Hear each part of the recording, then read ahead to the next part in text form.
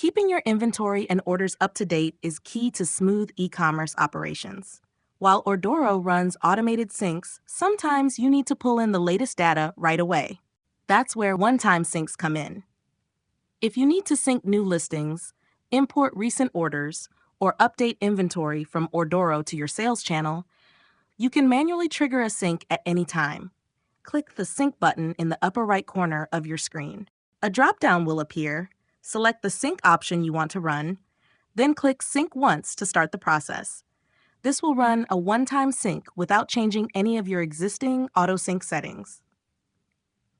You can track the sync's progress in the Activity menu, where you'll see a notification once the sync is complete.